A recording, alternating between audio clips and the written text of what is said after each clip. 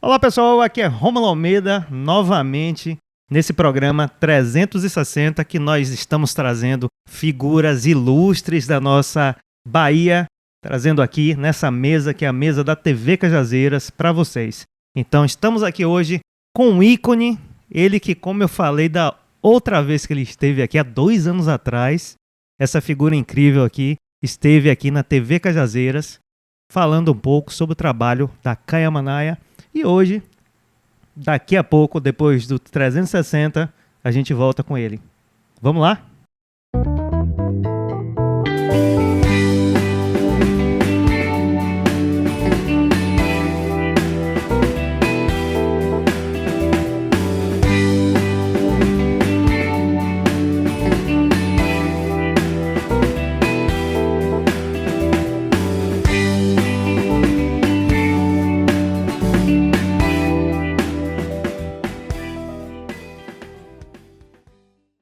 E depois desses 360, que nós estamos aqui na TV Cajazeiras, com essa figura incrível, o Dinho Negrini. Ele que já esteve aqui nos estúdios da TV Cajazeiras, hoje está vindo aqui novamente agraciar com essa presença desse grande artista que representa o reggae da Bahia, que levou para todo o Brasil e hoje leva para o mundo esse estilo maravilhoso que foi criado realmente na década de 70, mas veio trazendo essas questões dessa modificação.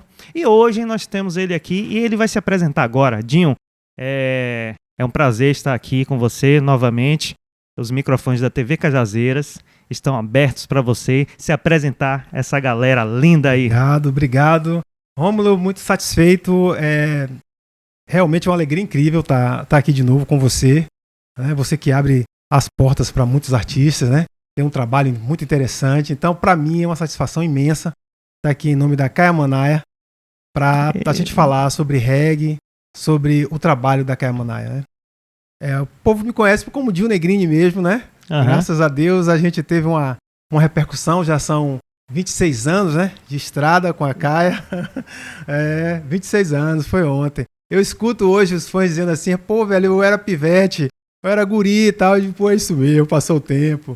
Então a gente está aí nessa estrada há bastante tempo, fazendo reggae porque a gente gosta de fazer reggae. A nossa intenção nunca foi monetária, né? Era mesmo pelo prazer de fazer reggae. Então é por isso que hoje eu costumo dizer, a gente não tem que reclamar. As dificuldades que existem no segmento são dificuldades comuns ao gênero, mas que a gente que optou. Então, para a gente estar tranquilo, persistir, continuar com uma resistência de fazer música reggae para quem gosta de ouvir reggae e a gente trilhar esse caminho, né, e fortalecendo a nossa música aqui na Bahia. Mas, Dinho, magnífico esse posicionamento seu em relação a Kaya Manaia.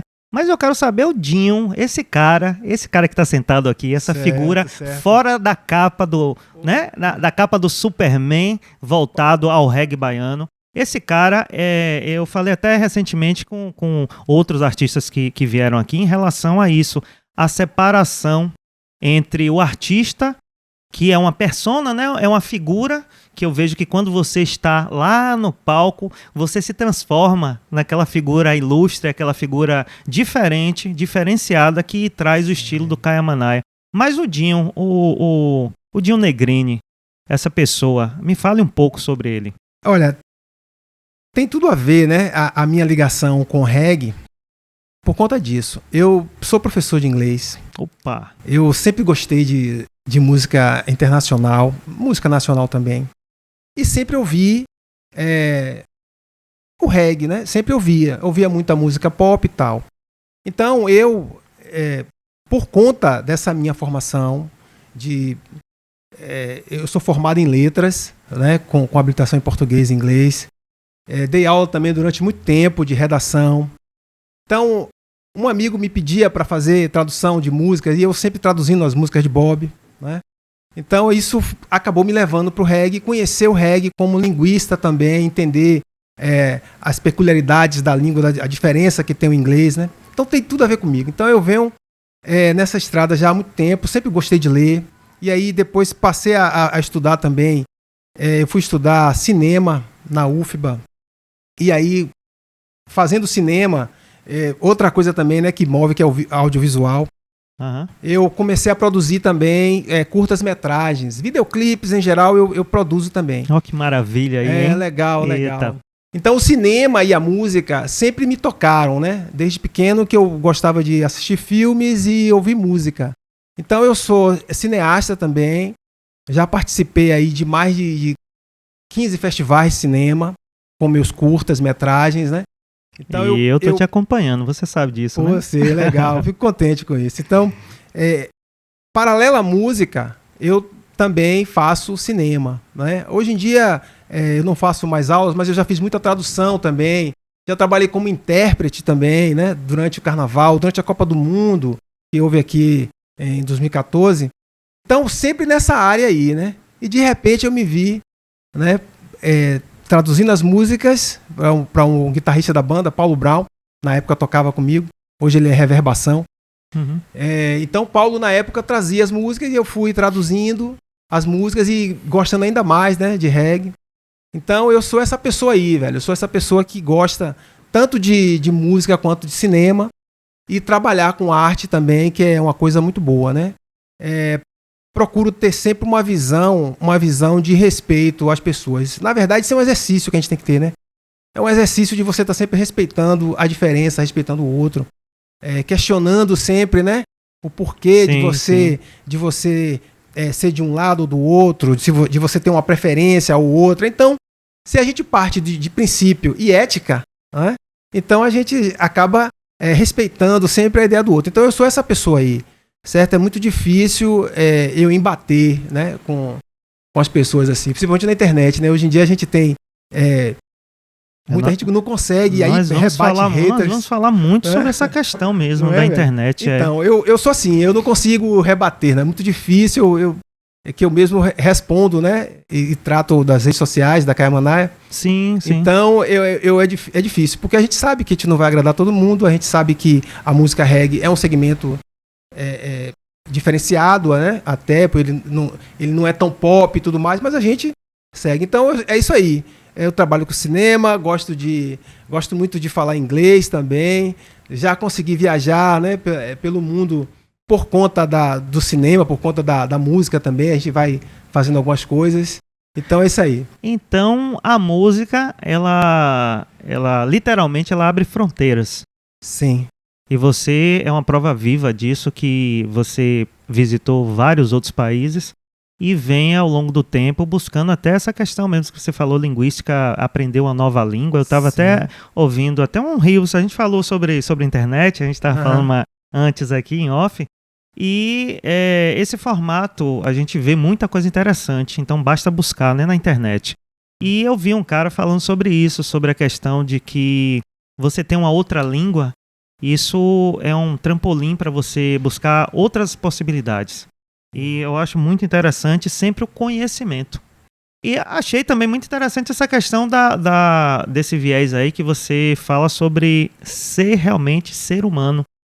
Né? Evitar esses embates, essas questões que hoje estão muito populares na internet, que essas brigas, principalmente na área artística. Eu vejo muito isso com os artistas, que eles buscam isso para ter uma notoriedade no mercado por conta de visualizações nas redes sociais. Então isso é chato pra caramba. O trabalho da gente, da TV Cajazeiras, a gente busca a valorização mesmo. E não essa questão de denegrir a imagem de qualquer forma. Inclusive, nós estamos aqui para valorizar essa figura que eu realmente sempre falei da outra vez e vou ressaltar isso de novo. Sou fã desse cara. Tive a oportunidade de dividir palco, eu já falando demais aqui.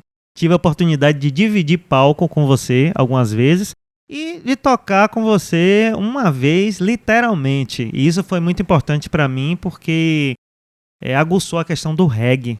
Mas, Dinho, me fala o seguinte, nós tivemos um papo há 2 anos atrás, né? Tá fazendo agora mesmo, em novembro. Não sei se você lembra que você tava aí tava no final da pandemia, aquela coisa toda, e a gente tava ainda naquela questão assim, você falando que tava num festival internacional, que, se eu não me engano, era em Portugal, era via internet. E como é que foi isso? A gente não falou mais sobre isso. Como é que foi? Como é que tá, assim, essa carreira da Kaya Manaia? Sim. Olha, esse advento de internet, né, de rede social, ela ajudou muito a expandir, né, o trabalho dos artistas. Você tem plataformas que vão te ajudar bastante a você expandir seu trabalho. Então, logo quando a gente lançou o primeiro disco, a gente recebeu um convite para ter a música tocada em uma rádio americana, que tocava música brasileira, né? Uhum. Então, a partir dali, né, a internet ainda estava engatinhando ainda, né, tal, início dos anos 2000, né? Mas a gente, com o advento de Instagram e YouTube, ainda Facebook, a gente recebeu um convite. Inicialmente foi de uma rádio argentina, né, a 100% Puro Reggae, que convidou a gente para participar do Streaming Reggae Festival, né, um festival com várias bandas, não só da América Latina, mas também da Europa, bandas de várias partes, né? E a representante, ela estava aqui no Brasil, é uma argentina, ela estava aqui, aí me contactou, a gente preparou um material e enviou para eles. Logo em seguida, né, passado algum tempo, veio também o pessoal do Sela Jafari. Mas me permita, Sim. Esse festival, vocês representaram o Brasil? Foi isso? Sim. Magnífico, Foi. A gente legal. ficou muito lisonjeado, porque é o que eu falei, né? Expande bastante, né, o trabalho. Então, a música reggae, ela é para um público segmentado, específico. Então, esse pessoal da rádio chegou em mim por conta dessa brasileira que tem, ou melhor, dessa Argentina. A gente que ela mora aqui, ela é da Argentina, ela mora aqui, se eu não me engano, no sul do país. Então ela entrou em contato comigo e nós fizemos, né, o Streaming Reggae. Depois veio a Associação Sela Jafari de Lisboa, que também me contactou e aí perguntou, né, como é que a gente poderia fazer alguma coisa também para enviar para um programa de TV que eles têm lá chamado Express Your Art, que também abre esse espaço, né? Então a gente tem a marca, né, a música expandida, né? Quando a gente começou a gravar, desde o início eu gravava músicas em inglês, em espanhol, até em francês também. A gente procurou gravar porque a gente sabia disso, a gente entendia que isso ia ajudar também a marca, né? Ajudar o nosso trabalho. Então, essas músicas, a música Clamor da Natureza, que é uma música gravada em espanhol, ela tocou em alguns países na América Latina, né? E aí o Streaming Reggae deu um up também, né? Nessa condição. Então a gente entende isso e vamos fazendo o nosso trabalho ali, né? Paulatino, gravando singles, né? E mantendo a rede sempre alimentada e entrando em contato, né, com todos. Para você ter uma ideia, o YouTube, nós temos um vídeo que foi gravado na República do Reggae, ele já tem 2.600.000 visualizações. E no chat a gente conversa, né? Eu tenho contato com pessoas de várias partes do mundo. Europa, da África. Os que eu não sei, que eu não conheço o idioma, eu pego, jogo no Google ali. Traduz e aí bate esse papo. Responder alguma coisa, entendeu? Papo, né? Então a gente vê como a música atingiu. Tudo isso por conta das redes sociais, né? Que eu penso, eu tenho um entendimento que ajudou bastante os artistas. Várias modalidades, né? De que você tem as plataformas digitais, de você mesmo lançar sua música. Então, enfim, tem uma série de coisas que lá atrás a gente teve muita dificuldade no início, né? Que você tinha que... É claro que as gravadoras ainda têm o seu papel nessa história, mas hoje o artista consegue, até com home studio, gravar sua música e lançar nas plataformas digitais, sim, entendeu? Sim. E ter sua música tocada em playlists aí e ainda ser remunerado por isso. Então, a gente vai, com toda essa dificuldade, a gente vai achando os meios para ir quebrando essas barreiras e seguindo, se modernizando, né, com o que a gente tem. Eu ouvi, curiosamente, falando sobre essa questão de streams, essas plataformas tipo Spotify e outras Sim. desse mesmo segmento. Eu estava pesquisando sobre algo do tipo para entender um pouquinho mais e teve um artista que foi, se eu não me engano, peraí, deixa eu ver se eu lembro. Não lembro agora, mas um artista renomado brasileiro. Eu não prestei muito atenção, eu estava mais focado no tema, né? De plataformas digitais para streaming de áudio. E ele, particularmente, como algumas bandas mais antigas, eles relatam muito sobre a questão da perda que eles estão tendo hoje. Porque o que está acontecendo no cenário musical? Ele não está se renovando na questão dos fãs em torno de irem aos shows.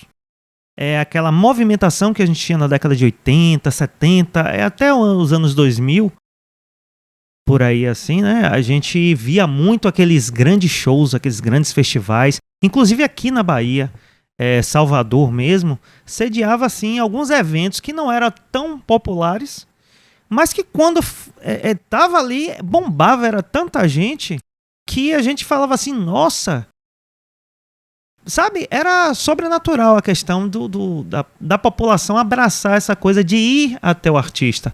Hoje, com as redes sociais, Dion, eu quero ver seu ponto de vista em relação a isso, né? Essa questão da renovação do público, dele estar presente nos shows, o que você acha em relação, o que você vê hoje como artista em relação a isso? Olha só, você falou, né? Houve um momento que existiam vários shows, né, na capital, na cidade, em qualquer lugar. Nós mesmos já fizemos 2 shows. Eu sempre procurava, né? Eu sempre pedia a quem trabalhava com a gente na produção tal, para fechar no máximo 2. Um aqui e o outro podia ser fora. Então a gente já soube de por situação, no dia. Sim. Então a gente tá tocando aqui no Pelourinho e daqui a gente ir para uma cidade tipo Feira. Entendeu? Sim. E a gente saber que a gente tá tocando no Pelourinho e um outro artista de reggae tá tocando em Itapuã. Aquilo ali, para mim, a leitura que eu faço era a própria situação econômica que a gente vivia naquela época ali, né? Mais favorável? Sim. Eu entendo que o poder aquisitivo naquela época era outro. Era outro, porque o dinheiro, né? Ele está em qualquer parte, qualquer indústria, qualquer coisa que você queira fazer, você vai precisar de recurso, né? Então, naquela época, você tinha produtores que faziam festas pequenas, mas que ali ele contratava um som, ele tinha segurança, né? Ele tinha um pessoal para ficar na bilheteria.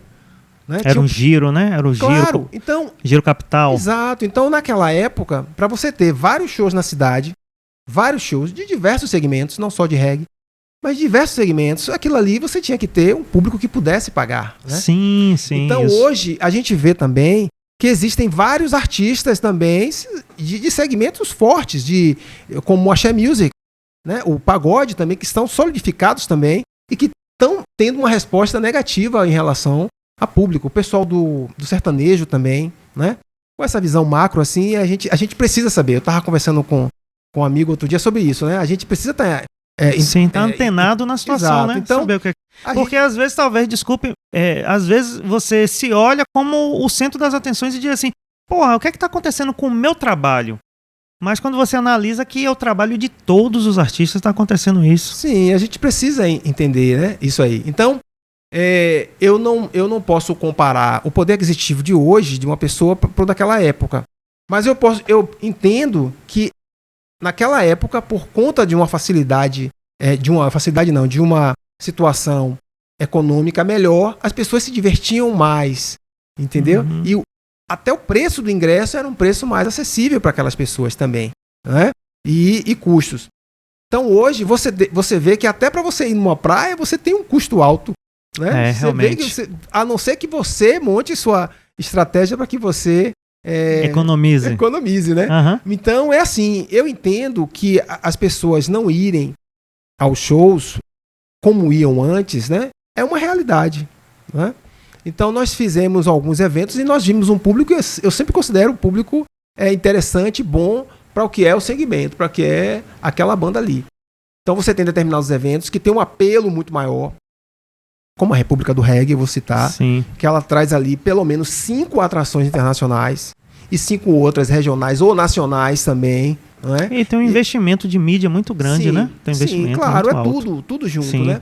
E aí você tem esses eventos solidificados que acontecem anualmente na mesma época, então mesma data. E aqui nós temos pessoas que vêm, né, que é um dos maiores festivais do mundo, né? Pessoas que vêm do Nordeste inteiro para cá. Sim. E de outras cidades. Então a gente percebe que o reggae tem essa força. Entretanto, a gente sabe que essas festas pequenas, elas não estão levando realmente muito público, não é? A gente sabe. Tanto as pequenas quanto de outros artistas, como eu falei, né? De segmentos até fortes, que tem uma grande produção, né? A gente fica sabendo que eles estão cancelando os eventos, né? E não só por participação partidária, política partidária. Porque tem isso também, né? Sim, sim. O pessoal fala, cancelou. Não é só isso, Uhum. entendeu? É também porque o público está dividido nisso, tal, mas também tem essa situação que eu entendo que seja um momento econômico difícil para as pessoas. Foi interessante esse ponto de vista. Eu analisava um pouco em relação a isso, mas não fiz essa analogia entre a década de 80, 90 com a época de hoje. E o próprio anos 2000 também. E isso equipara, né? Dá uma equiparação para você analisar melhor, né? E ver o que aconteceu. Sim. A gente lembrando de shows, grandes shows como houveram aqui, não só em relação ao reggae, mas em diversos estilos. É o próprio rock and roll, que eu sempre cito que o rock and roll é o primo amigo do reggae, né? Sim. É aquela questão de vem na mesma caminhada, na mesma batalha, assim, pelas beiradas, trazendo as mesmas temáticas. E eu vejo que eles tentam abrir também, assim como o reggae, para fazer mais shows, mais eventos, buscar mais. Mas o que está acontecendo hoje é a população está cada vez se eximindo mais de estar presente nos shows. Talvez essa questão econômica seja predominante para estar assim a cena hoje. Mas vamos lá, vamos tentar ser positivos e tentar valorizar o reggae também, assim como o pessoal do rock veio aqui, o Dunga também esteve aqui, bater um papo sobre isso, essas questões da temática de valores de ingressos, por que os shows não estão mais tão movimentados como era antigamente. Então isso é muito importante, a gente estar batendo sempre nessa tecla e saber dessa população. Se você curte o seu artista, vá no show, valorize o artista, porque isso é muito importante para que ele tenha uma carreira, para que ele produza mais para você, para que ele faça outros discos, outros hits e traga essa qualidade musical. Inclusive você tá com um hit novo aí que eu tô ligado aqui. Vamos falar um pouquinho sobre essa música nova sua? Certo. Rapaz, é assim, a gente não deixa de produzir, né? Uhum. Eu fiz uma música chamada Out of Babylon, né? A música é em inglês, mas é como eu disse, né? A música, muitas vezes, né? Por conta da minha relação, né, com a língua inglesa, eu acabo compondo em inglês. A música vem em inglês, a gente vai o direcionamento ela vai. Aí muitas vezes eu até penso, se eu colocasse uma letra em português aqui, senão vai ficar em inglês mesmo. Eu já até pensei, né? Uma vez, certa feita, eu pensei, falei assim, essa música eu vou fazer uma versão dela em português. Uhum. E os próprios membros da banda disseram, não, pai, deixa ela em inglês mesmo, deixa ela aí. Então essa música, Alta Babylon, a gente gravou e tem tido uma aceitação bem legal, velho. Na verdade, foram alguns singles que eu venho gravando.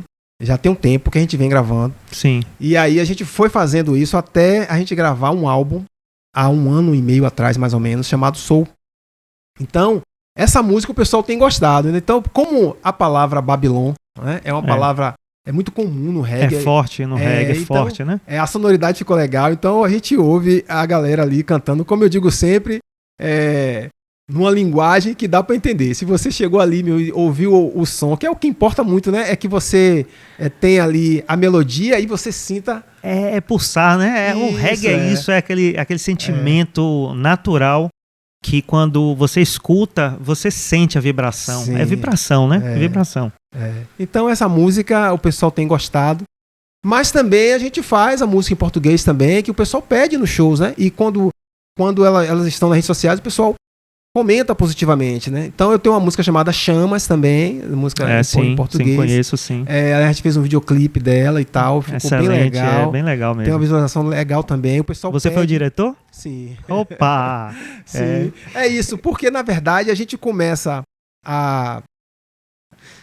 dentro da própria banda ali, a gente procura cada interagir, né? Cada um interagindo, né? No seu... Se eu tenho um know-how para fazer... Então, né, por que a gente vai contratar um estúdio? Então, vamos fazer não, aqui. Né? Vamos fazer. Isso, massa, legal. E aí eu fiz o videoclipe. Da próxima me convide que eu vou ter o prazer de estar também nessa produção aí, cara. Massa, viu? Muito bom, legal. Legal, então. Mas e aí, sim, aí vocês produziram esse clipe, esse videoclipe, Sim. a galera, eles também participaram, eu vi lá o clipe, que eles participaram ativamente no próprio clipe, tem um momento que vocês estão, se não me engano, no Pelourinho, né? É. Tem aquele momento ali do Pelourinho, aquela coisa ali, tem uma menina que dança com você na praia. Sim, né? também é. Essa parte aí, você, né? Tem o viaduto, aquele viaduto. Pô, achei muito legal, assim, né, os takes, achei. Recomendo aí, viu? Quem não conhece ainda, conheça o trabalho da Caia Manaia, do Dinho Negrini, que é um trabalho maravilhoso. Pô, aquele clipe foi massa de fazer, realmente ficou muito bonito, sem falsa modéstia. Uhum. A gente preparou, né? Foi preparando aos poucos ali. Aí você faz um roteiro daquele, de como você vai fazer, o que você vai contar, né? Aquela história que você vai contar ali. E eu legendei também, né? Uhum. O clipe, ele tá em inglês e eu sabia que o pessoal pergunta o que é tal, e eu digo, ó, tá legendado ali.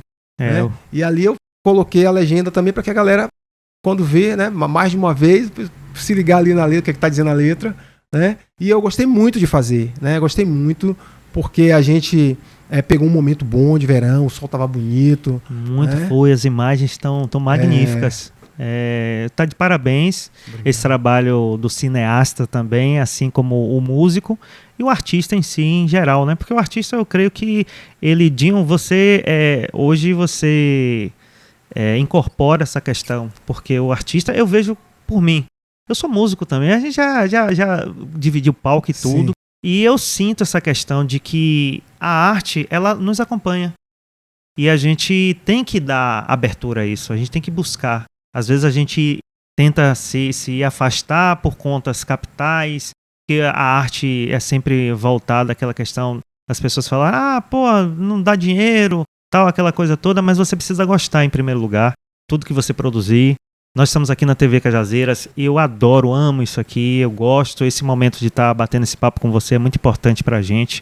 E eu vejo uma coisa magnífica porque a gente pode levar isso para a população.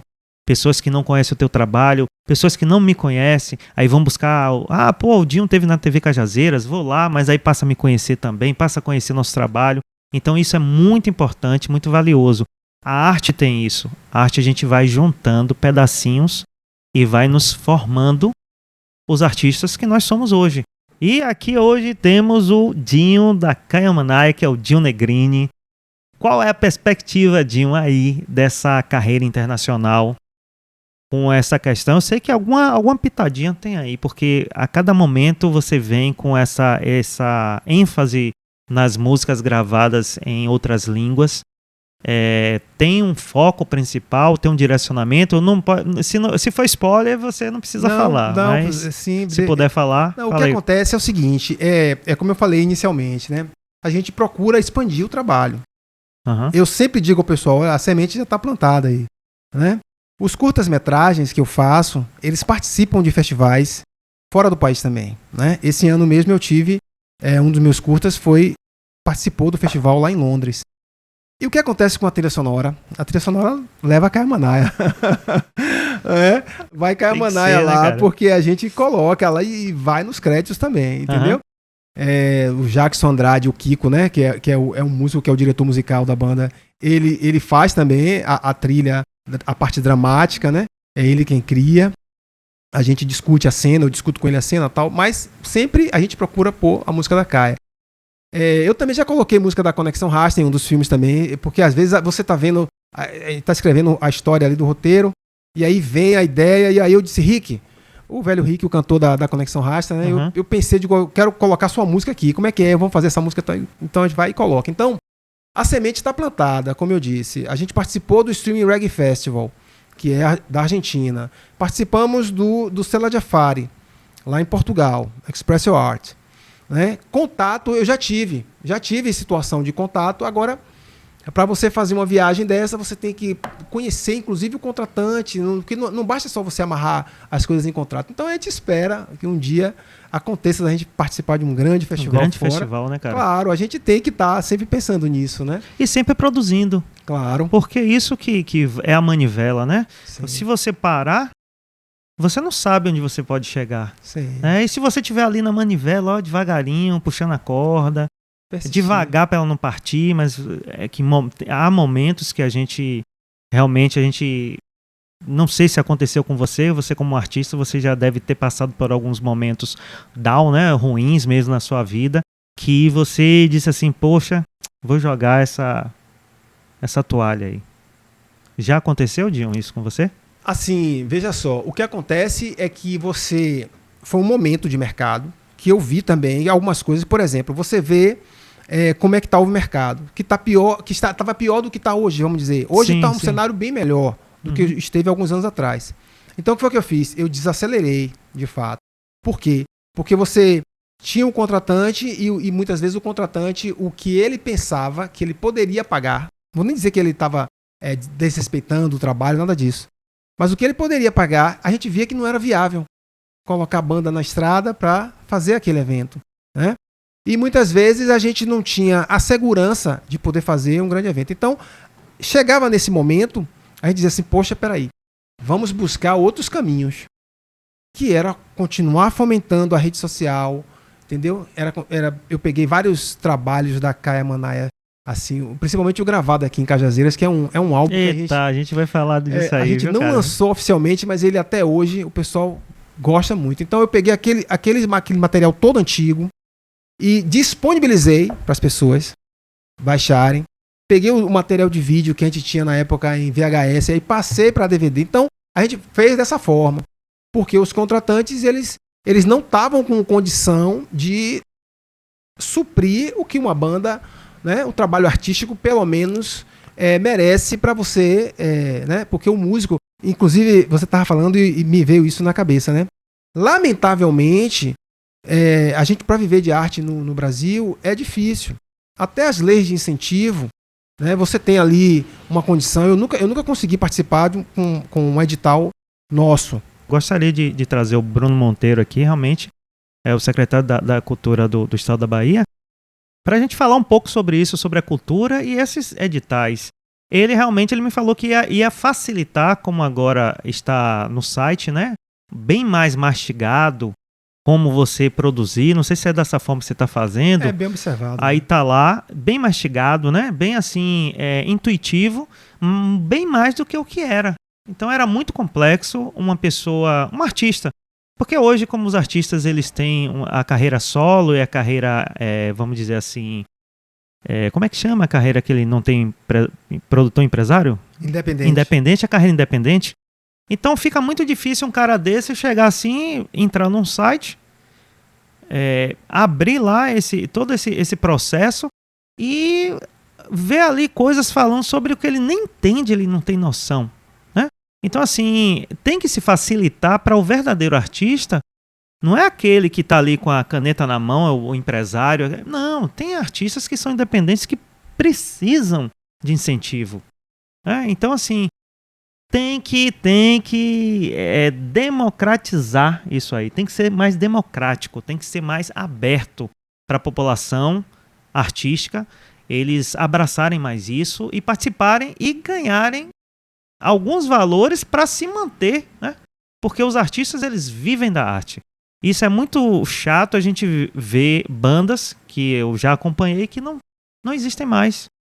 Artistas que tocavam, que tiveram que abrir mão da sua arte para viajar e ir para outros estados ou outros países para trabalhar de coisas que não tem nada a ver com a arte.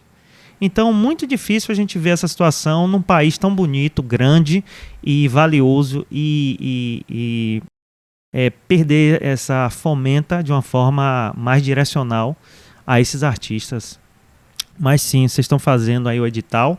E o que é que você está achando aí em relação a essa questão? Não, então, só para finalizar, sim. Quando você tenta viver de arte aqui no país, que você tem essas dificuldades, tudo isso que você já falou aí sobre edital, e não só a complexidade em mexer com o equipamento, mas a exigência de documentação, de coisa que você precisa fazer e tal, que você precisa apresentar no projeto e tal. Mas fora do país, existem vários artistas que vivem de música. Eles chegam ali com violino no metrô e tocam, numa praça e tocam. Eu tive a oportunidade de ver que um artista, as pessoas entendem. Aliás, você pode ver na internet que tem um artista que ele chega ali, pega o instrumento dele, arma ali o sonzinho e começa a tocar. É o trabalho dele. Vai fazendo o som ali, a pessoa vai ali e diz assim, poxa, velho, o que eu posso pagar isso aqui? E ele não estipula o valor da arte. Então, você tem essa dificuldade toda, não é, para conseguir participar. Naquele momento, como eu te falei, era um momento que estava difícil e eu dizia isso ao pessoal. Eu recebi uma proposta para vender a marca. Aí eu falei na época, eu falei assim, vendo. Aí estipulei o valor, né? Estipular valor, né, cara? Eu cheguei, estipulei o valor. Caia Manaia, né? Ó, são tantos álbuns, o trabalho é esse, se você quer o nome, mudar o formato, tome aqui, o valor é esse. Aí ele, poxa, eu digo, como assim? Você achou caro? Achou muito? Não, porque Caia Manaia, a gente já tem um público, a gente já tem o carinho dessas pessoas. Não é? Sim. Então, eu tenho muito fã, da banda que não vai mais, não frequenta mais show. Muitos, eu diria em torno de 85%, que não vão mais a show. Porque essas pessoas consumiram muito o Caia Manaia na sua adolescência. Né? No início da juventude ali, entendeu? Então, a gente sabe que essas pessoas acabaram, muitas saíram daqui da Bahia, tem muitos que falam isso lá na rede social, né? E tem essas pessoas que foi renovado. O cara vem, começa a ouvir reggae, e aí chega na gente, em outras bandas também, né? E aí começa a frequentar. Então a gente vê lá quem segue, né, as redes sociais, quem frequenta os nossos eventos. Tem o pessoal antigo, como eu falei no início, né? Que o pessoal chega, pô, eu era pivete e tal. Eu digo, pô, massa, eu sei morrer de velho, mas é isso mesmo, eu tô sabendo. Então, essas pessoas ainda vão lá matar saudade, continuam. Porra, Caia Manaia vai tocar aqui, como a gente ouviu isso lá em feira também. A gente tocou agora, né, no mês passado. Então, recentemente. Então, a gente sabe que essas pessoas estão indo lá. Então, viver de arte realmente é muito difícil. Mas o artista, ele precisa persistir, né, com a arte. E a gente está falando de música, mas você vê que tem você passa aqui no Pelourinho mesmo, tem um cara que faz uns quadros lindos, velho. Ele tá ali na rua, uma pessoa, um cidadão de rua, entendeu? Que não tem nem onde morar ali, mas ele tem o material, o que ele ganha, ele compra mais material, sobrevive daquilo ali, entendeu? Com toda a dificuldade. Então a gente sabe que realmente, e como se a arte fosse uma coisa supérflua. Rapaz, nós que somos artistas, nós sabemos que não é. E tem muita gente que entende, é por isso que o governo, parece que não, mas é missão do governo também fomentar a cultura. Porque, como diz lá o Arnaldo Antunes, a gente não quer só comida, a gente quer comida, diversão e arte. Então a arte ela faz parte da cultura da pessoa, para você desenvolver o seu social, para você raciocinar com aquela letra daquela música, para você olhar uma pintura e entender a ideia, né, do pintor, né, de você buscar naquela arte identificação com sua vida. Interessante esse ponto de vista de você buscar arte com a identificação da sua vida. Vou pegar esse gancho aí Essa semana eu estava conversando com... Foi ontem pela manhã com Boris. Boris, um abraço, cara. Sobre isso, sobre a quem você vai passar a mensagem. O reggae, ele veio desde a década de 70, passando mensagem, assim como o rock and roll, passando mensagem no fomento daquelas pessoas que queriam revolução, queriam algo de novo, queriam crescer, queriam conhecimento.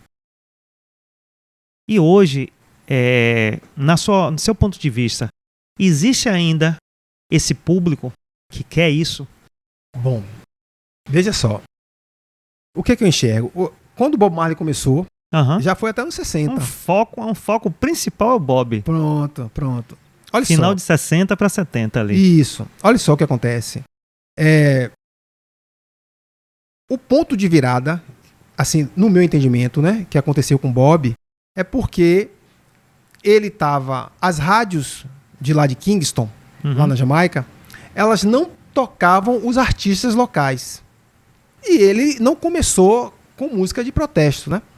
Então, aquelas rádios tocavam a música americana. Era a música branca que prevalecia. É aquela coisa, a indústria, assim como aqui no Brasil também, levou muito tempo as rádios tocando música que as gravadoras multinacionais traziam para tocar. Claro que teve Jovem Guarda, claro que teve, né? Mas a maioria das músicas eram músicas de fora. Internacionais. Então, eu entendo que quando a mensagem chega, o artista se expressa, o público se identifica com aquilo ali.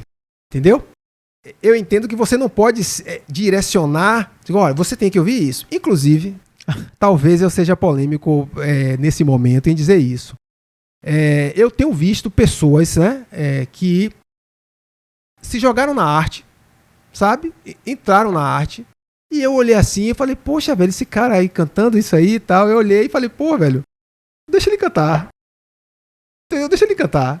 E de repente o cara ganhou uma notoriedade tal que ele fez um enorme sucesso. Entendeu? Aí você vai ver que ele não tem... você não vai reconhecer nele atributos, talentos, né? Para cantar, para escrever. Mas ele chegou porque aquele tipo de manifestação artística atingiu algumas pessoas. O pessoal achou engraçado ou o pessoal guardou na cabeça aquele tipo de expressão artística. E aí tem eu não vou lembrar o nome dele aqui, velho, mas ele é um artista de TikTok. Ele dança como o Michael Jackson. O pessoal que está assistindo deve já saber quem é. Ele dança como o Michael Jackson, né? E aí ele cria as músicas dele, entendeu? Vai fazendo as músicas dele ali e o pessoal só faz criticar ele ali. E eu fui lá e falei, pô, mas o cara dança. E quem é que não dança igual o Michael Jackson, né? Michael Jackson mudou a história da dança, né? Então, eu vi aquele artista fazendo isso, aquela pessoa que tem uma arte dentro dela, ele não desenvolveu ainda o talento. Que ele pode ter, se ele tem um chamamento para aquilo ali, né? Tem alguma coisa forçando ele aí, ele vai. Então, o que eu digo sempre? Qualquer estilo de música, isso eu falo sempre lá com o pessoal da banda, desde o início que eu dizia assim, velho, se tem gente para ouvir ali, o cara tá fazendo já o papel dele, entendeu? Então é por isso, não só por ter conhecido vários artistas de outros segmentos, quando a gente fazia eventos junto, quando a gente se encontrava na estrada e aí almoçávamos juntos, né? Na mesma churrascaria ali, sentava aí, você olhava, um tinha estudado com você, o outro você conhecia tal, e aí os caras estavam ali fazendo, né? Eu me lembro que teve um empresário de uma determinada banda que a gente estava fazendo um evento e aí me passaram, né? O meu road da técnica falou, X minutos. Aí eu digo, beleza. Aí ficou, pessoal, tchau. Quando me despedi, ele falou, não, toque mais uma. Eu falei, já passaram pra gente o horário. E tem outra banda pra tocar. Ele falou, não, a banda que vai tocar é a minha. Pode tocar mais uma, eu tenho CD aqui e tal. Eu disse, que legal, velho. Então depois a gente vai tocar. Né? Então, por conta disso também, eu não podia criticar o estilo de música dele, que aí eu ia estar atingindo o trabalho dos caras, velho. Então eu passei a entender, né, também ali, que você precisava desse respeito. E o artista, ele vai e se expressa. Seja cantando funk, rap, reggae, pagode quebradeira, pagode de São Paulo, o que for, vai ter aquele público, né? O Amado Batista, o Grelo, né? Aquele cara que a música estourou. E aí? Tem público, a pessoa curtiu o trabalho do cara, é um estilo diferente, ele chegou cantando diferente. Então, o que é que eu penso? É que o artista, ou a pessoa que tem a arte dentro de si, que quer se manifestar, tem o direito, deixa ela fazer aí. Quem sabe ela não atinge, como eu falei, né? Você vê um cara assim, o cara falou uma música, eu falei assim, mas cadê a música? Inclusive, houve momentos que eu falei, não, é brincadeira. É tipo Mamonas, né? Pensa, Mamonas Assassinas aí, que Mamonas, os caras tocavam muito bem, fizeram uma gravação ótima, as letras eram escrachadas e tal, né? E fez aquele enorme sucesso. Tinha um contexto, né? Tinha o porquê eles fazerem aquilo. Ali foi uma fórmula, né? Tinha aquele produtor, que é o Bonadio, né? Que ele formatou o trabalho dos caras e colocou em pauta aquilo ali para fazer o sucesso. Ali foi praticamente, matematicamente, na época que estava precisando, para jogar aquilo no mercado.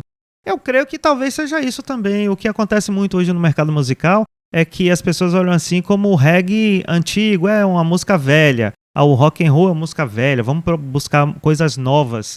E nessa inovação vai se perdendo muito a essência. É porque eu sou muito conservador em relação à musicalidade, à questão de expressividade musical, a questão de conceito da qualidade musical. E eu vejo muito isso, a perda de todos os conceitos musicais onde se refere à música, gradativamente durante os anos vem se perdendo. E é isso que eu falo assim em relação a gente ter. Eu falo porque eu também sou compositor, eu tenho um CD gravado, foi em 2014 eu gravei um CD e lancei, mas aí teve problema, enfim, a gente desmontou a banda. Mas o que eu falo é o seguinte, aí me perguntaram, você teve público? Eu não investi o bastante, eu não tinha empresário, não tinha investimento, não tinha dinheiro para isso. Mas as pessoas que escutaram, eu já te mandei, eu acho que já te mandei trabalho meu, mas eu vou te mandar mais para você escutar. E assim, são trabalhos legais, no meu ponto de vista crítico. Agora sim, é isso. Qual é a abertura que isso tem? Aí a gente volta para o reggae. Qual a abertura hoje que você tem? Um exemplo, eu tenho visto muito no mercado hoje, Dinho. Um exemplo, aqui em Cajazeiras mesmo, eu falo por Cajazeiras. Já me deparei em épocas de eu estar tocando em 3 bandas de reggae dentro de Cajazeiras. E quando eu vejo hoje, não existe mais banda de reggae. Então, isso que eu relato aqui e te pergunto novamente. Eu sei que é enfático isso. O que é que você acha sobre esse segmento, esse direcionamento do reggae hoje no Brasil? Você tem uma visão panorâmica de onde o reggae vai chegar? Olha, é isso. Eu acho que ainda vai ficar dentro desse meu argumento aqui, né? Disso que eu elaborei. Essa resposta que você... A essa pergunta, para mim tá dentro disso aqui. Entendeu? É que você, o artista, ele vai se expressar. Então, no reggae, naquela época, eu vi também muita banda moda. As bandas, os caras não tinham a essência, alguns, né? Alguns desses trabalhos. Uhum. Eu via que os caras não tinham essência. O cara não conhecia uma música de reggae, por exemplo, que estava tocando, quem era o artista. Entendeu? E o que eles estavam fazendo ali? Não, eles pegaram a manha ali de como é o formato do som de reggae, ouviu aqui e tal, vamos fazer igual ali. Então, eu vi muita banda que era moda. Eu vi um artista que eu tomei um susto, eu até tenho um respeito muito grande por ele. Quando eu entrei na cidade, assim, a gente foi tocar, aí eu vi ele com um chapéu enorme, assim, sabe? Chapéu de sertanejo, né? E aí eu disse assim, rapaz, é ele ali. Eu disse, pô, eu falei com os caras, é ele, quer dizer, ele saiu completamente também. Agora, muitas vezes isso acontece. A própria banda de Duval Lelis, ele começou com rock and roll, não foi isso? Sim, sim. Ele começou com rock and roll e aí foi pro Axé Music e ficou super bem sucedido. Então, e eu penso também que o artista evolui no seu trabalho, sabe? Mas na tua opinião em relação a isso, você acha que o reggae ele pode evoluir para um outro... Já evoluiu. Pra mim é o seguinte, velho, olha, o reggae que era tocado lá, principalmente porque o reggae, apesar dele ter sido, apesar não é nem o termo, mas embora o reggae tenha sido criado na Jamaica, ele hoje pertence ao mundo. Sim. Então, você ouve o reggae de Luke Dube, é diferente, é África do Sul. Aí você ouve Ismael Isaac, Costa do Marfim, não, Costa do Marfim é Alpha Blondy. Mas você ouve Ismael Isaac, eu não sei qual é o país dele, né? Qual é o país que ele é radicado, que ele nasceu. Uhum. Mas é um reggae diferente também. E aí você tem aqui no Brasil, país continental como o nosso, você tem um reggae de uma banda... Vários estilos dentro de um estilo, como rock and roll. Entendeu? Então quer dizer, você vai ver que o reggae feito no sul do país é um formato. A letra, eu já ouvi essa letra em algum lugar, a letra seguiu um destino. E o reggae feito na Bahia é completamente diferente de todo mundo, que um reggae feito no Rio, Minas, eles podem ter uma similaridade. Mas o que é feito aqui na Bahia pelas bandas daqui é completamente diferente. Então, o reggae ele já evoluiu. Lá na Jamaica eles têm o ragamuffin, tem vários outros estilos que... Ragaton também, tem uma série de estilos posteriores ao reggae. Ao reggae tradicional, que a gente chama de roots, né? Roots. Então, ele já evoluiu. E é aquilo que eu falei, né? O artista, ele vai colocar o trabalho dele ali. Como o rapaz que não é artista, que eu falei aqui, que não é artista, mas ele queria se expressar, foi lá... E fez. Falou o negócio dele e ele repercutiu no Brasil todo. Não era reggae não, mas era... Né? Então, o cara vai lá, faz o trabalho dele e faz. O artista quer fazer também. Ele deve fazer o que ele sente. Eu acho que isso que é importante. ele Sim. entender que aquilo ali vai ser interessante para as pessoas ouvirem. Aí cabe à pessoa ouvir, se identificar ou não com aquilo ali. Entendeu? Então é por isso que eu estou dizendo. A música, música tem essa peculiaridade, né? Porque filme, você pode dizer assim, rapaz, eu não vou assistir um filme de terror. Não porque eu vou sentir medo, mas é porque não vai me agradar ver aquele tipo de filme. Eu prefiro ver um filme de ação. Uhum. A música é muito mais do que isso. Porque a música você vai ter desde a clássica, né, passando pelo pop, pelo diversos estilos musicais. E aí você diz assim, ó, que música é essa? Vou colocar na minha playlist. E aí você vai, salva aquele estilo ali, aí você ali gostando daquele tipo de música. Entendeu? É um diferenciado, né? Então é isso. No meu entendimento, o que ocorre é isso aí. O artista ele é livre para fazer o que ele sente. E o público também, que o público pode ouvir aquela música e se for nada a ver. Não gostei dessa letra, não. Só fala disso, só fala daquilo. Não quero ouvir essa música. Mas, inclusive no reggae, imagine um cara escrever assim: minha mulher foi embora. Não me deixou nem um bilhete. Bob Marley escreveu isso. Uma época que ele brigou com Rita Marley, ele escreveu a dor dela ter ido embora. O Gregory Isaacs... Foi criticado até por isso, mas continuou fazendo mas o disco vendeu pra caramba, o Kaya na época, né? Você vê o Gregory Isaacs só gravava música romântica. Só fazia música romântica. Entendeu? Então, você não pode, justamente por você estar no reggae, você se podar. Muitos compositores, quando me procuravam, diziam assim, vou fazer um reggae para você. E eu dizia assim, antes de você fazer o reggae, faça uma música. Você faz a música. Entendeu? E tinha aí... que conhecer o Kaya Manaya, né? Porque não adianta você fazer um reggae com a cara de Bob Marley e te dar. Tudo bem que você vai botar sua pegada, mas antes de qualquer coisa, analisar o artista que ele vai produzir aquilo, né? Mas eu pedi a ele, Rômulo, eu fiz assim, quando ele falou, vou você fazer fala um em questão reggae. de letra, né? Questão Não. Não? Não, na verdade é isso. Eu disse assim, primeiro faça a música. Faça a música. Quando você fizer a música, aí você traz e a gente faz o reggae. Então, a pessoa, assim, o compositor, que eu conheci vários que compunham várias outras coisas, né? Hoje mesmo eu estava lembrando de um. Tava conversando com a pessoa, né? E aí lembrei dele. O nome dele é Luciano Gomes. É o compositor de Faraó. Conheci muito tempo atrás. Eu tava mostrando umas músicas, tava conversando sobre música. Eu nem tava com banda ainda na época.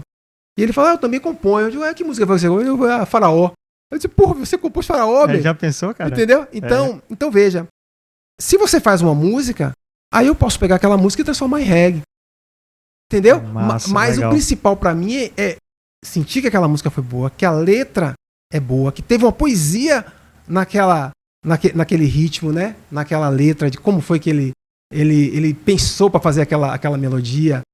O que é que tem naquela mensagem ali, seja ela romântica, seja ela de protesto, seja ela de qualquer que seja a mensagem, entendeu? Então o cara fez a música, normalmente o compositor, quando vem a você, ele fala isso, pá, Kaya Manaya. Então o artista te procura com uma ideia, com uma música que parece com você, né? Normalmente é assim. E aí o cara, não, vou fazer um reggae. Não, qualquer música, faça a música e traga.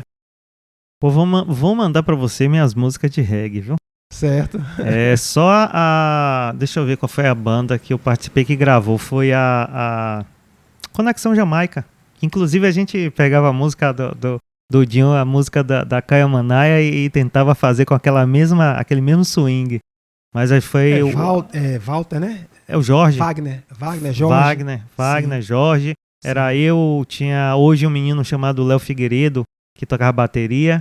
Essa formação antiga, foi lá nos primórdios também. Muito legal, mas muito legal. E também a gente tocava muito Kaya Manaya com o pessoal da facção Roots, aqui de Cajazeiras. Me lembro. Foi uma época muito boa que aqui tivemos muitas bandas. E bandas de qualidade também. Que tinha as suas essências, né? Tinham suas essências, como você está falando. Cada um tinha um estilo, uma pegada diferenciada. Era quando pegava um guitarrista que curtia rock, outro guitarrista que era mais lá pro samba, e a gente mesclava tudo ali dentro de um estúdio e produzia o reggae, nunca ia sair o roots. Ia sair uma coisa diferenciada. E eu creio que é isso que é a grande essência brasileira, e principalmente o reggae baiano, como você traz essa essência do Kaya Manaya sempre e até hoje trazendo. Eu acho que essa que é a grande sacada, que não foi, eu creio que não foi matematicamente produzido isso foi gradativamente vindo na essência. Eu creio que o Kaya Manaya ele veio dessa forma. Não foi vocês que escolheram, não, vamos fazer esse estilo aqui. Como aquela vez que a gente bateu um papo, você fala assim, não, a gente foi tocando e aí foi pintando aquele som e aí é assim. E aí, não, vamos parecer mais com Bob? Não. Eu lembro que você me falou alguma coisa desse tipo. Não, tá legal pra frente assim. Tá legal essa pegada aí pra dançante, né? Que você até denominou de o estilo Kaya Manaya? Roots Pop Dançante. Roots Pop Dançante. Muito legal, Dinho. Muito legal. A gente tá chegando no finalzinho, tá? Mas eu quero falar ainda sobre o Dinho, que ele é o cara, o cineasta. Eu quero que você fale um pouquinho sobre esse trabalho hoje, pra gente não ficar, porque a gente sempre fala assim sobre o indivíduo que vem aqui. E o Dinho, Dinho Negrini, ele não é só o vocalista, compositor e o frontman da Kaya Manaya. Você é um cidadão, você é um ser humano, como você falou em relação a isso, que você valoriza essa questão de não estar enfrentando, afrontando as pessoas. Isso é muito importante. E trazendo também essa questão sua, que é a questão do cinema aqui pra gente. Fala um pouquinho, que tem gente que não sabe disso, tá? Veja só, foi outro presente de Deus, né? Eu disse que a Kaya Manaya foi presente de Deus. É claro que o caminho é um caminho árduo, longo, porém, é porque às vezes eu falo isso em diversos setores, né? Em diversas formas eu falo isso e normalmente eu dou margem para ser mal interpretado, né? Quando eu digo assim, rapaz, eu estou contente e satisfeito com isso. Quer dizer que eu não quero receber com a Kaya Manaya o Grammy, ser indicado ao Grammy? Não. Entendeu? Mas eu não posso. Sim. Você está satisfeito, porra. Você está feliz. Você é feliz? Sim. Então, pronto. O cinema, ele já me proporcionou várias coisas boas. Então, olha só. Se eu já assisto filmes, já gostava de assistir filmes, né?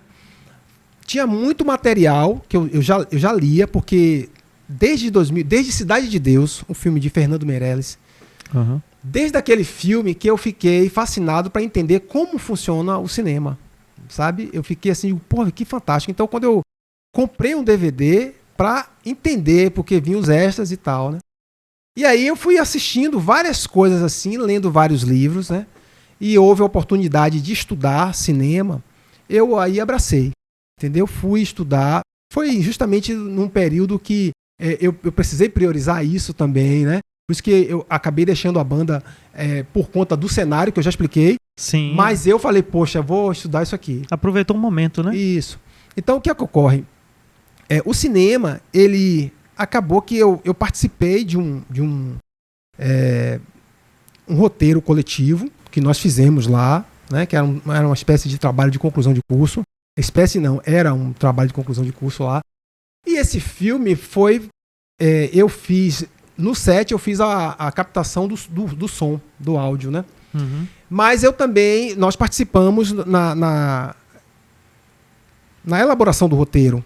Tinha um argumento de uma colega e todo mundo se juntou para construir o roteiro. E o filme foi para o Festival de Cannes, na França, né? Aquilo me deu uma motivação muito grande e na época que o professor falou, vamos escrever no Festival de Cannes. Eu me lembro que um colega duvidou assim, pô, rapaz, não é muita viagem não. Aí eu falei, você não leva fé não, pô?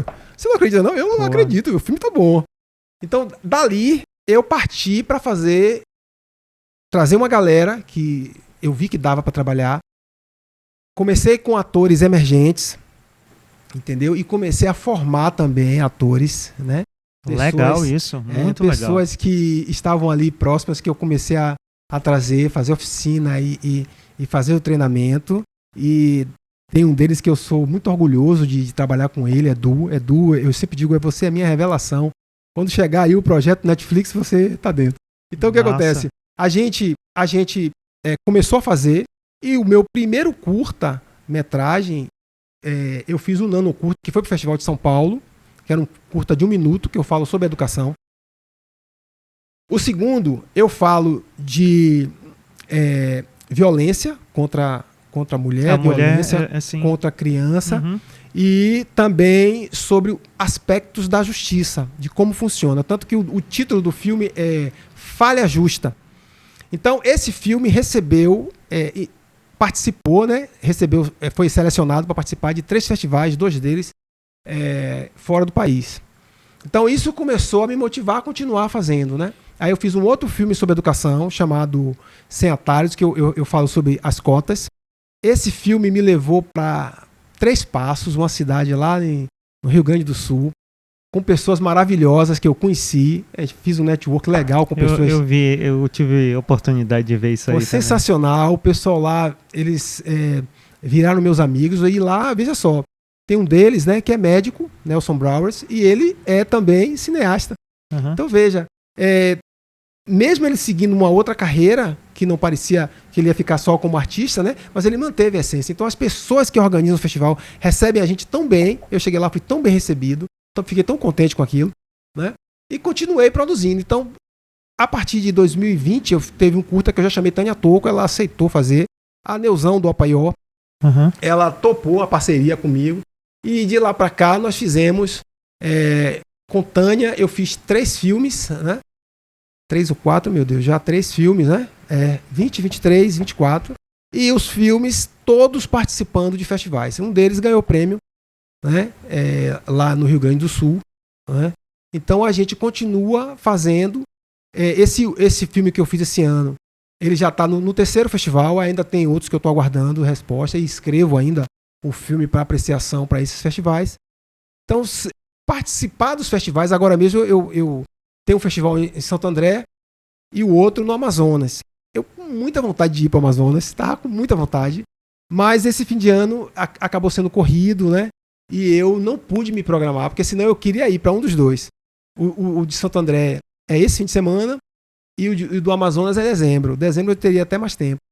Mas por conta de outras situações pessoais, eu acabei de dizer, esse aí não vai dar para ir nessa vez. Foi isso que eu respondi a eles. Eu posso participar de maneira online e tal. Então o cinema, ele já me proporcionou muita felicidade, porque os atores e atrizes acreditam, confiam no trabalho. O set da gente, nosso trabalho é harmonioso, né? Graças a Deus a Tânia, ela gosta de trabalhar comigo, né? E eu gosto muito, uma das coisas que me puxou pro cinema foi ver a atuação. Primeiro, eu gosto de ver um bom ator, uma boa atriz. E trabalhar com Tânia tem sido muito bom, porque ela... Manda um alô pra ela aí. Tânia, um abraço, querido, um beijo pra você, obrigado sempre. Então, Tânia, ela traz, não só no trabalho de interpretação dela, mas como ela interage, né, com os outros atores emergentes ou atores jovens que nós temos lá. Nesse último, a filha dela, eu fiz um teste com a filha dela para um determinado papel e a filha dela foi fantástica no trabalho, sabe? Eu disse, poxa, Suelen Maria, o nome dela, ela foi sensacional. E nós, além dos festivais, nós exibimos os filmes onde a gente pode. Então, o filme foi exibido no Cepaia, lá no Pelourinho. Foi exibido também no Senac, aqui da BAN, que tem um auditório lá que a gente conseguiu fazer a exibição totalmente gratuita, né? Que legal, cara. E o CBX, que é uma iniciativa sensacional dos meninos lá no SESI, na SESI Casabranca, lá no Caminho de Areia, que eles exibem filmes de cineastas baianos, né? E eles me convidaram e eu fui lá exibir o filme. Os caras são gente boa, Leonardo, e estão lá exibindo vários filmes. Então o nosso filme foi exibido lá também. Então, as pessoas... Temos aqui o espaço, o Teatro Boca de Brasa, aqui em Cajazeiras, que é magnífico. Você ainda não conhece? Não, só ouvi você falando aí. Tem que conhecer esse espaço, que é um espaço que é propício à arte, a isso aí. Tem lá telões, tem muita coisa legal.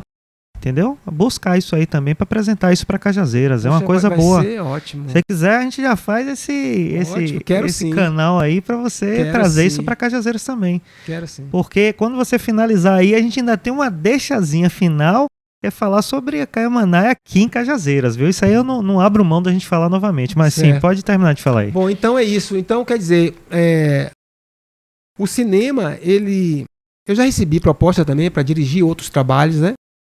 Só que eu entendi, né, a proposta que veio, não financeiramente, mas eu vi que o produtor, né, como é que ele ia ser, a ingerência dele, como é que ele ia fazer. Disse, para fazer o trabalho tem que ser assim, precisa de uma reunião e tal. E aí eu acabei declinando o convite, né?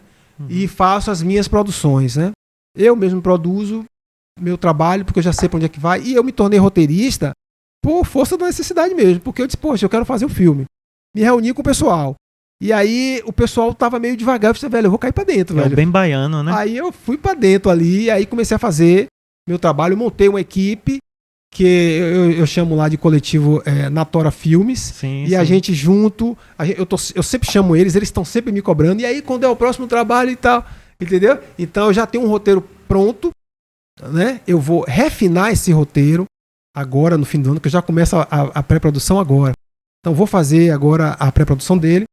Um dos editais que eu escrevi também na área do audiovisual. Eu tenho uma ideia de fazer uma websérie. E legal. Nessa websérie vai ter reggae também, né? Eu coloquei isso no projeto.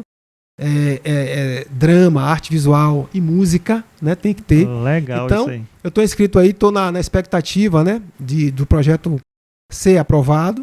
E a gente permanece, né? Insistindo, fazendo. Se eu não consigo edital, eu não deixo de fazer. Claro. Diminui os custos, a equipe é reduzida, todo mundo lá abraça. É uma equipe que tem prazer em participar e a gente faz uma produção que é uma produção com cuidado, com respeito aos artistas, entendeu? A gente não chega lá, a gente não tem problemas no set, entendeu? Porque todos chegam lá com tudo organizadinho, com o lanche na hora certa, com a pessoa responsável por água, com o transporte tudo direitinho, entendeu?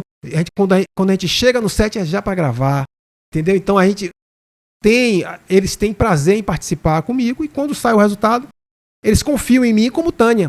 Eu vou lhe dizer, Tânia poderia até não acreditar, por exemplo, você é um cineasta independente. Por causa da experiência que já tem. Aí eu falei, olha, Tânia, no dia que, na verdade, eu tive vontade de convidá-la porque a gente participou do meu festival. Ela estava no festival com o filme de Lázaro, né? Lázaro Ramos.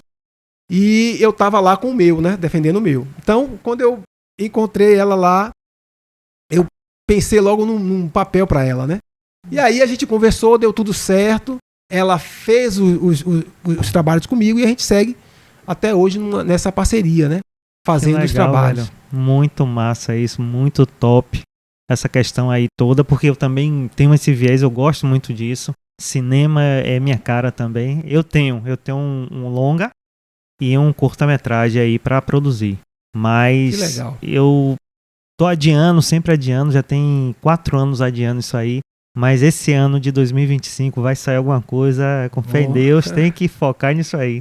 Mas me diga o seguinte, Dion, em relação a essa questão aí, você tem o que mais a falar do cinema? Em relação a essa é a tua história dentro do cinema? Não, é isso. Eu encerro dizendo isso, né?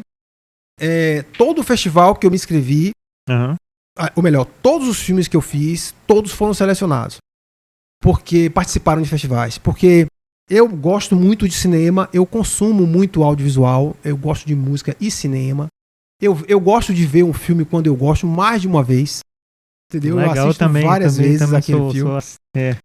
Então, eu acredito que é a mesma coisa da música. Né? Quando a gente chegou aqui, eu já vou passar para a Carmanade de volta, né? Mas quando a gente chegou aqui, foi assim, a gente foi do zero. A gente foi do zero e a gente foi chegando. A tudo isso que eu falei no início. Então, assim é o cinema. Então, hoje, estar no circuito alternativo de cinema, para mim, é excelente. É importante. É excelente. Importante. Conheço sempre gente nova lá nos Quantos anos você está na parte de cinema? Eu fiz um curta, o primeiro curta, estava no curso ainda, foi A Cura, foi 2017. Mas foi a partir de 2018 que eu comecei a fazer um curta-metragem acima de 1 minuto, né? E aí comecei a viajar, participar de diversos festivais, né? Como participei esse ano do Cinderela Baiana com outro filme, entendeu? Um filme que eu fiz ano passado, ele ainda participou do Cinderela Baiana, que foi exibido aqui na Sala Walter da Silveira, entendeu? E aí o Panorama Coisa de Cinema, que eu já participei também, e me inscrevi ontem, escrevi os filmes lá para ir. Legal. Então, legal. É a caminhada, né? Existe esse sonho de você produzir um longa-metragem com todo esse aparato, esse foco em fazer um filme? Olha o que acontece. Já me perguntaram isso, né? Por que não longa? Porque o circuito alternativo é melhor ir com curta. Sim, sim. Porque o curta você tem ali 30 possibilidades de ser selecionado, às vezes 60, a depender do festival. Eles selecionam 30 a 60 filmes. Entendeu? E o curta não. Você o longa não. O longa, melhor dizendo, obrigado. O longa você tem menos possibilidade. Foi por isso que eu escrevi Me perguntaram isso no festival. Esse filme dava um longa. O filme que eu levei de 15 minutos. Aí eu falei, ele só não é um longa por conta da oportunidade que ele pode ter, né? do circuito de festivais, né? Porque eu preciso participar. Então, longa eu tenho escrito. Mas a possibilidade de você transformar depois, você pegar essas temáticas que você já produziu e transformar em longa-metragem? É isso. Quando você... É como eu disse, eu tenho lá roteiros... É uma amostra, no caso. No caso, o curta é uma amostra do que você poderia produzir em um longa-metragem. Pode-se dizer isso? Pode, porque é o seguinte... O curta... Por que o curta me aperfeiçoa, né? E eu não vou pro longa ainda? Porque não adianta eu produzir um longa para concorrer com mais 9 pessoas. Entendi. Entendeu? Entendi. Então, o curta tem uma chance de mostrar o trabalho.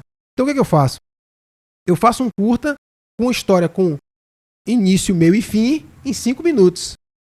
Legal. Entendeu? Eu consigo fazer isso, contar uma história que a pessoa já acabou, sabe? Aí fica à vontade demais, né? Sim, fica então questão. Eu consigo trazer ali narrativas utilizando 3 locações, assim, no máximo. 3 locações, tem filme que eu faço em 2, mas eu transformo em 4 ou 5 locações, entendeu? De acordo com o local que a gente vai filmar. Cenário e tal. Então, o que acontece? Longa eu tenho, que é a websérie, por exemplo. Sim. A websérie seria um longa. Então eu escrevi e quando eu vai para um edital, eu coloco como websérie de 10 capítulos. Entendeu? Legal. De 10 minutos. Aí eu vou lá e coloco a história. Claro que se eu tiver, como eu tive esse convite para fazer esse longa, e eu declinei por conta de diversas situações que eu percebi aí que não ia dar certo, né? Eu não vou contribuir. Dei a resposta no dia seguinte ao produtor, falei, não vou contribuir com o seu projeto, então é você procurar uma outra pessoa e tal. Então, ali seria um longa, mas não adianta você produzir um longa e ele ficar encalhado. Entendeu? Então eu prefiro continuar com os curtas até que surja aí Disney, Netflix. Possibilidade, né? Tá vindo aí, a Netflix tá vindo aí com um projeto grande aí pro Brasil, trazendo aí possibilidades, né? Para cineastas, para atores. Então, assim, brasileiros, eles estão focando muito aqui no Brasil. Já abriu bastante pro que era, porque tem uma lei, né? Isso vai ser muito importante para pessoas como você, como eu e outros que são amantes aí do cinema, ter a possibilidade de estar investindo nisso, acreditando. Porque não adianta a gente, poxa, e aí? Eu faço isso e vivo de quê? Né? Então existe muito isso, o artista ele perde muito, nós perdemos, o Brasil perde muitos artistas em relação a isso. O cara poderia estar focando naquilo ali, desenvolvendo um trabalho de arte muito legal, mas diz assim, e eu vou viver de quê?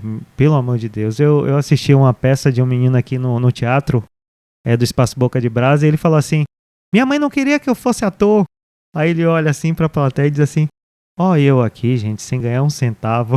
Então é uma comédia, uma peça de comédia, né? Então assim, eu achei muito interessante. Juan Passos, um abraço também para Juan Passos, toda a galera aí e o pessoal aí da comédia, a comédia aqui da nossa região.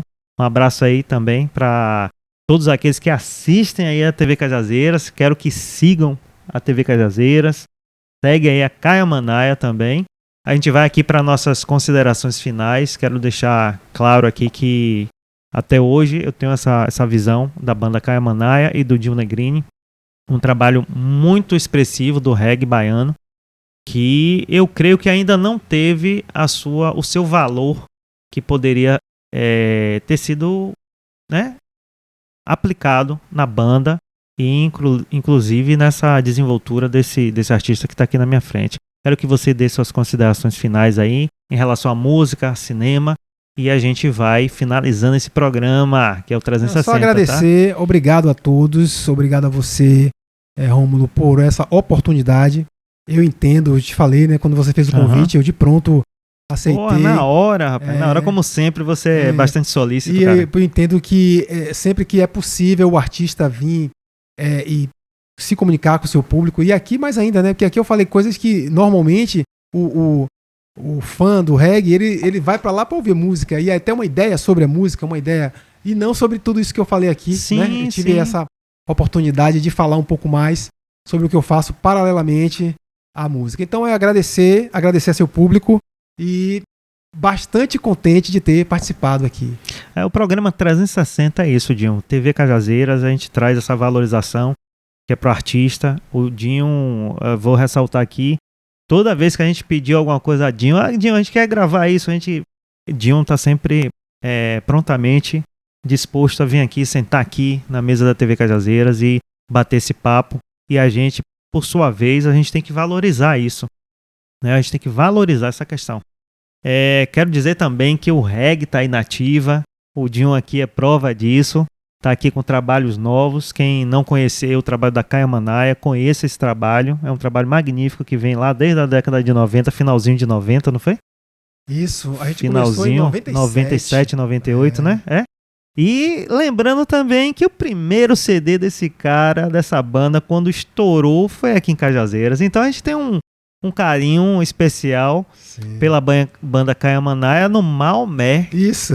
Quem não sabe, existia um espaço aqui, que a gente chamava até espaço cultural, onde reunia bandas e artistas.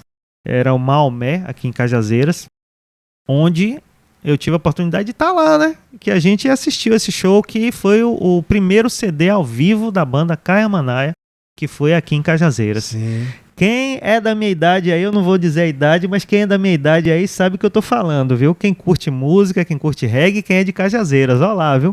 Não vai me decepcionar vocês aí. Então assim, Dion, eu quero te agradecer muito por você ter participado aqui do programa 360.